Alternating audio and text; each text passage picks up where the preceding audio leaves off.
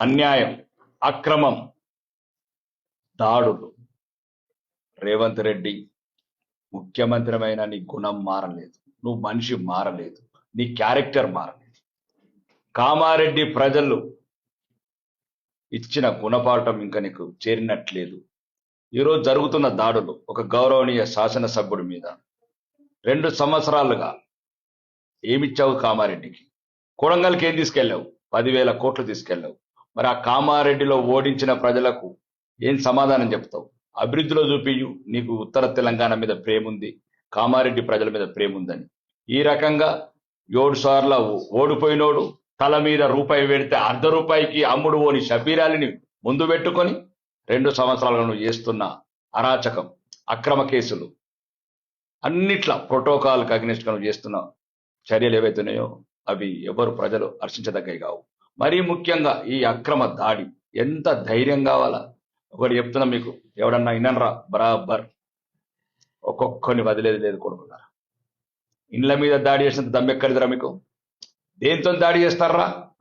ఏం కావాలరా? సమాధానం, ప్రతి దానికి సమాధానం ఇస్తాం. సోదరుడు కొద్ది సౌమ్యుడు అనుకుంటున్నాడు, నాది అట్లా కాదు. కన్నుకు కన్ను, పన్నుకు పన్ను, కత్తి కత్తి, ఆయుధంకి ఆయుధం. దేనికైతే దానికి. ప్రజాస్వామ్యమా, ఫ్యాక్షనిజమా? నిర్ణయించుకోనరా మీరు. ఎక్కడికి వస్తారు? మీ ముఖ్యమంత్రి దక్షిణ తెలంగాణ నుండి రమ్మన్నారు.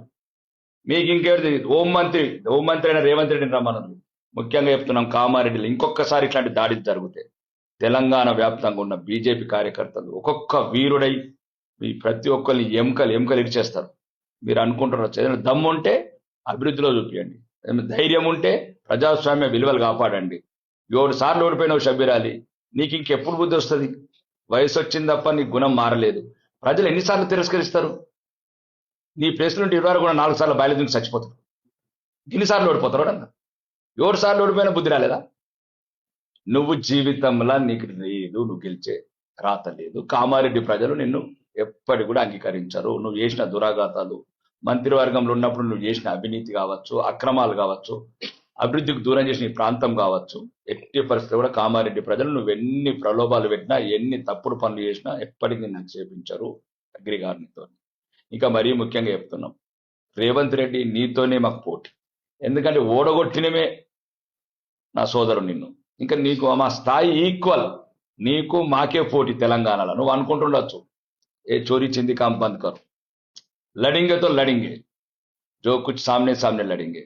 ఈ చిల్లర పనులు, ఈ చిక్లీ మాస్టర్లు ఇవన్నీ బంద్ చేయండి రేవంత్ రెడ్డి. నువ్వే దీనికి ప్రధాన కర్త.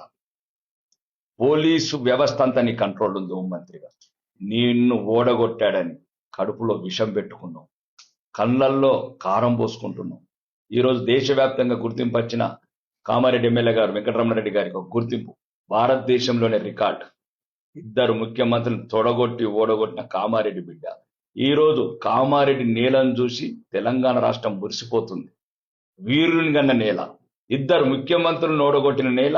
ఈ నేల మట్టి కూడా ఒక ధైర్యవంతులకు ప్రతీక ఈరోజు. ఎందుకంటే మట్టిని కూడా ముద్దాడుతున్నారు చాలా మంది వచ్చి, ఇంత ధైర్యం ఉంటుంది ఆ కామారెడ్డి మట్టిలో అని.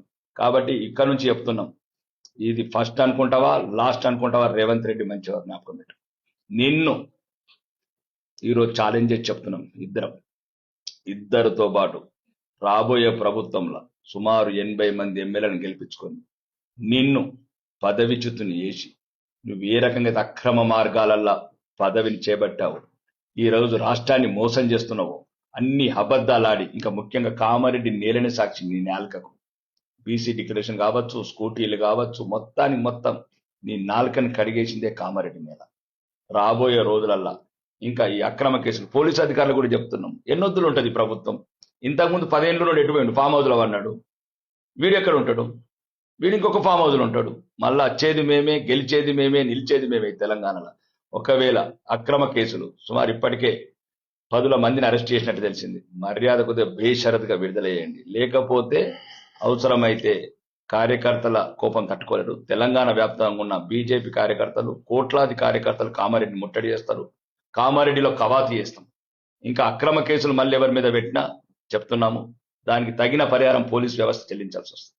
మీరు ఎవరైతే ఇక్కడున్న ఇన్ఛార్జు వ్యక్తుల ప్రలోభాలకు లోబడి మీరు అక్రమ కేసులు పెడితే అవి తర్వాత మీరు ఎదుర్కొంటారు డిపార్ట్మెంట్గా. తర్వాత మా అధికారం రాగానే కంపల్సరిగా చర్యలు తీసుకుంటాం మీ అధికారుల మీద. ఇంకా మరీ ముఖ్యంగా దమ్ముంటే చెప్తున్నాం రాష్ట్ర ప్రభుత్వానికి, కామారెడ్డికి ఏమి ఇచ్చామో చెప్పు, కొడంగల్కి ఏం తీసుకెళ్ళవో చెప్పు రేవంత్ రెడ్డి. కామారెడ్డి ప్రజలను ఎంత మోసం చేస్తూ అభివృద్ధిలో చూపించాడు. శ్వేతపత్రం రిలీజ్ చేయి, కామారెడ్డికి ఎంత ఇచ్చినావు. ఇంకా మరీ ముఖ్యంగా ఇన్ఛార్జ్ మంత్రి సీతక్క గారికి చెప్తున్నా, ఏం తప్పు మాట్లాడడం సీతక్క మేము? అవును, సమాజం అన్నావు, అడవులకెళ్ళి నక్సలిజం అన్నావు, గన్నులు వదిలి పెన్నులు పట్టినావు. ఏం చేస్తున్నావు 2 సంవత్సరాల నుంచి? శాసనసభ్యుడికి ప్రమేయం లేకుండా సభలు పెడతావా, శంకుస్థాపనలు చేస్తావా, అభివృద్ధి పనులు చేస్తావా? రేపు మీ బతికేంది? మేము వచ్చిన తర్వాత మీ బతికేంది? మిమ్మల్ని కూడా మాకేది చూపించారో మీకు అదే చూపిస్తాం. అవసరమైతే మీకు సెక్యూరిటీ లేకుండా చెప్తాం. మీరు అనుకుంటారా? ఈరోజు ఒక్కటే చెప్తున్నాను, సీతక్క కావచ్చు, రేవంత్ రెడ్డి కావచ్చు, షబ్బీరాల్ బేస్ట్. ఇట్లాంటి అపజయాలు ఎదుర్కొంటూ నేను చూసిన వరకు భారతదేశంలో ఎవరు లేడు. అయినా ఇంకా చాలదు అని ఏం చేస్తావు షబ్బీరాలి? నువ్వు ఆడపోయి ఏదో హైదరాబాద్లో పైరవులు చేసుకొని ఇన్ఛార్జ్ అని ఒక పోస్టు తెచ్చుకొని ఈరోజు అమాయక కామారెడ్డి ప్రజలని మోసం చేసి ఎమ్మెల్యే మీద రెచ్చగొట్టడము, ఇళ్ల మీద దాడి చేయటము. అవును, బరాబర్ అంటున్నాను. షబ్బీర్ అలీ గారు రోహింగా ముస్లిమ్స్ ఉన్నారు. రోహింగా ముస్లిమ్స్ ఉంటేనే షబ్బీర్ అలీ ఈ దుశ్చర్యకు తెగబడ్డాడు. ఇక్కడ లోకల్ వాళ్ళు ఒకవేళ నువ్వు ఆ రోజు రోహింగా ముస్లిమ్స్ వస్తే ఎట్లా ఉంటుంది ఇంటికి? కాబట్టి షబ్బీర్ అలీ మీద ప్రత్యేకంగా రాష్ట్ర ప్రభుత్వం అడుగుతున్నాం, షబ్బీర్ అలీ మీద సిబిఐ ఎంక్వైరీ చేయాలి. ఇతను ఏమేమి చేసిండు, ఎంతమంది ఇతనికి రోహింగా ముస్లిమ్స్ ఉన్నారు, ఎంతమంది బంగ్లాదేశ్ ఆక్రమణదారులు ఉన్నారు ఆయన వెనకాల, ఎంతమందికి సపోర్ట్ చేస్తున్నాడు, ఇవన్నీ ఎంక్వైరీ కమిషన్ వేసి సిబిఐ ద్వారా ఎంక్వైరీ చేసి షబ్బీర్ అలీని కఠినంగా అవసరమైతే రాజమండ్రి జైల్లో కారాగారం పంపించాలి, తెలంగాణ కాకుండా. షబ్బీర్ అలీ ఇంకా నీ కామారెడ్డిని ప్రమేయం తగ్గించు. ఒకవేళ నీకు దమ్ముంటే, ఒకవేళ నీకు ధైర్యమే ఉంటే నువ్వు ప్రజాస్వామ్యంలో ప్రజల మన్నను పొందు.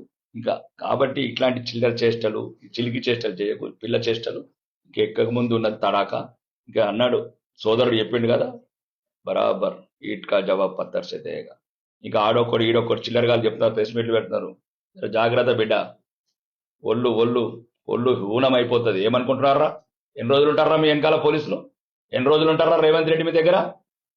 ప్రతి ఒక్కడికి లెక్కలు చెప్తాం రానున్న రోజుల్లో. ప్రజల అభిమానం పొంది ఎమ్మెల్యేలకు ఎన్నికైనాం. ఈరోజు ప్రజాస్వామ్యంలో ప్రతిపక్షంగా పోరాడుతున్నాం, ఈ ప్రభుత్వాన్ని నిలదీస్తున్నాం.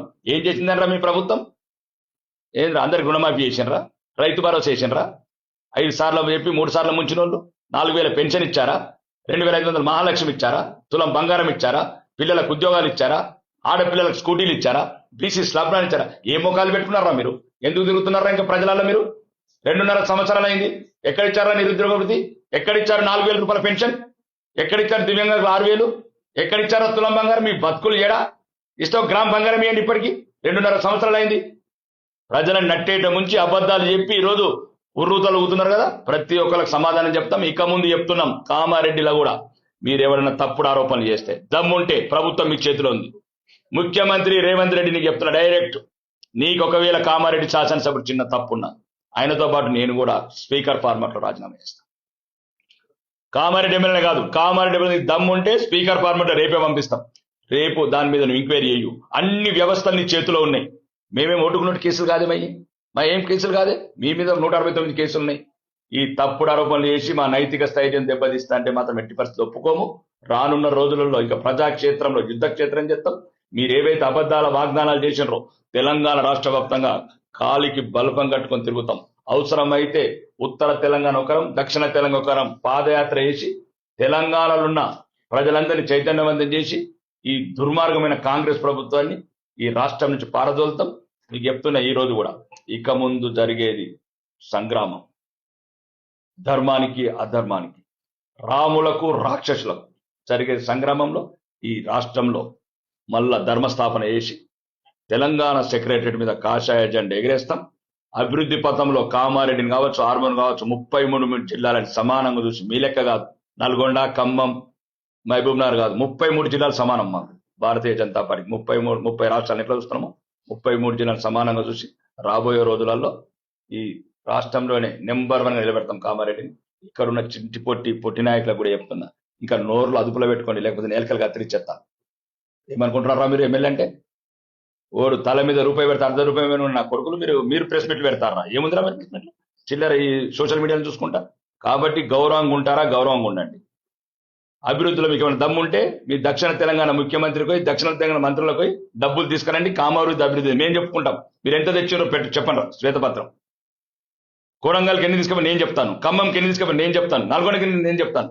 కాబట్టి ఇది కాదు, ఈ చవకబార్ రాజకీయాలు వదిలిపెట్టండి, ఈ చిల్లర రాజకీయాలు వదిలిపెట్టి ఇంకొకసారి కను చూపు మేరల కిలోమీటర్ లోపల ఎవడన్నా గిట్ట కన్నెత్తు చూసినట్టు కళ్ళు కూడా ఉండే కొడుకున్నారా, కళ్ళు వీకెత్తాం. నాకు అంత భాష అట్లాంటి సున్నితమైన భాష రాదు. కామారెడ్డి ఎమ్మెల్యేకి వచ్చినట్టు దీనికి బరాబర్ మీకు ఏ రకంగా సమాధానం కావాలో ఆ రకంగానే సమాధానం ఇస్తాం మేము. ఇక రాబోయే రోజులల్లో ఎక్కడ కూడా బీజేపీ కార్యకర్తలకు, శ్రేణులకు, బీజేపీ నాయకులకు ఎక్కడ కూడా మీరు అపనిందలు వేసినా, అపవాదులు వేసినా దానికి తగిన సమాధానం చెప్తాం.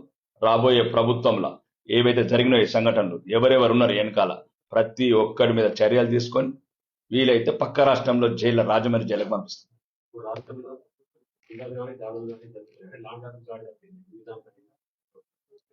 అంటే ముఖ్యమంత్రి అతను ఉన్నాడు కదా, ఏం తప్పలేదు, పరిపాలన గాడి తప్పింది.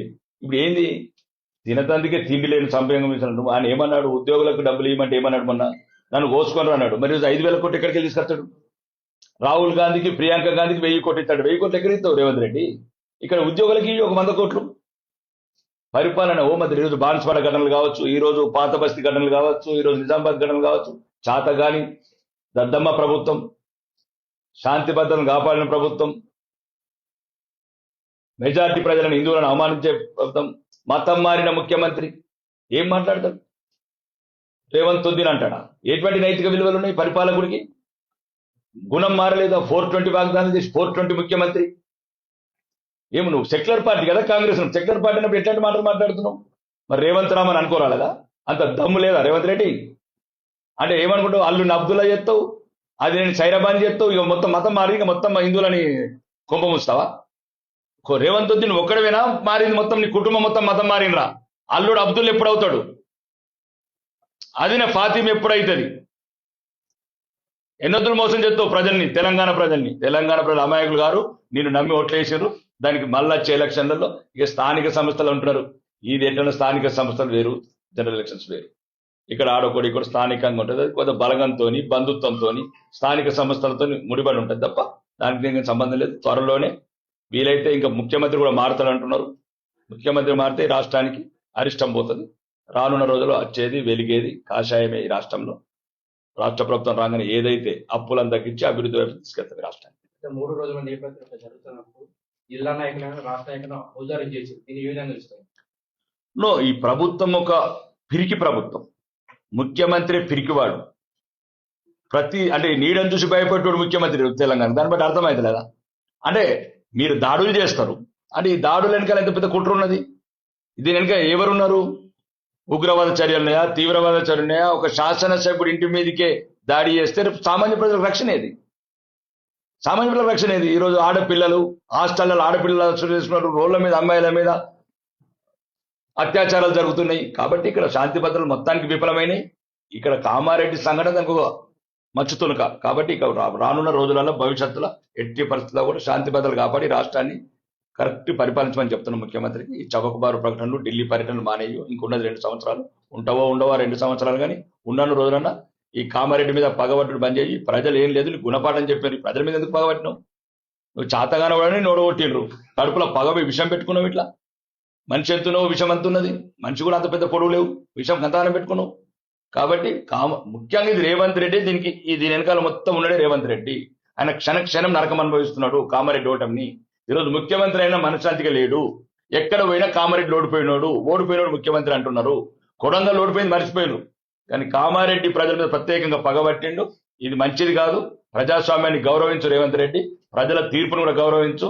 ఇంకొకసారి కామారెడ్డికి ఏదైనా స్పెషల్గా అయితే అవసరమైతే నీ కామారెడ్డి మీద ప్రేమ చూపి అంటే కొడంగల్ కామారెడ్డి శ్వేతపత్రం రిలీజ్ చేయి. నువ్వు 2.5 సంవత్సరాల కామారెడ్డికి ఎన్నిచ్చినావు, కొడంగల్కి ఎన్నిచ్చినావు. అప్పుడే కామారెడ్డి ప్రజల మీద నువ్వు పగబట్టనట్టు నిరూపితమవుతుంది. కాంగ్రెస్ అభివృద్ధిని అడ్డుకుంటారు.